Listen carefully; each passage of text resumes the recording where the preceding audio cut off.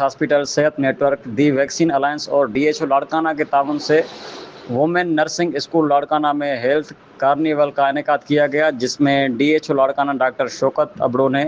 خصوصی شرکت کی۔ پروگرام میں شاگرد، اساتذہ اور کمیونٹی نے بڑی تعداد میں شرکت کی۔ کارنیول کا مقصد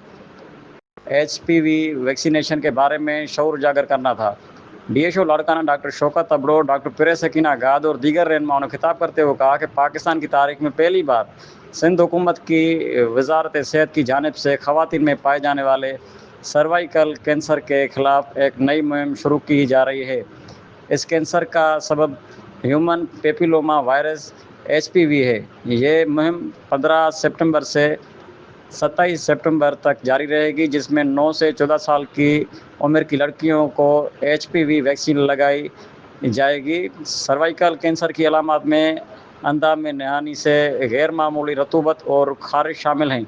اس مہم کے تحت لیڈی ہیلتھ ورکرز کی 4 رکنی ٹیمیں گھروں میں جا کر لڑکیوں کو ویکسین لگائیں گی، جن کے ساتھ ایک ویکسینیٹر بھی شامل ہوگا۔ ان کا یہ بھی کہنا تھا کہ اس سلسلے میں ہم نے ڈپٹی کمشنر لاڑکانہ اور دیگر قانون نافذ کرنے والے لا انفورسمنٹ اور پولیس اور دیگر جو شعبے ہیں جس میں میڈیا ہے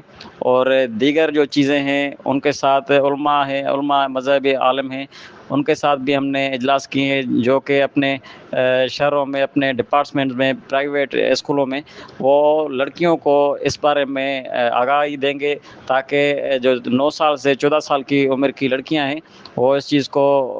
آن کر کے اور وہ انجیکشن جو ہے، ویکسین جو ہے وہ لگائے، تاکہ ان کی زندگی جو ہے کینسر سے محفوظ رہ سکے اور وہ ایک اچھی زندگی گزار سکے۔ جی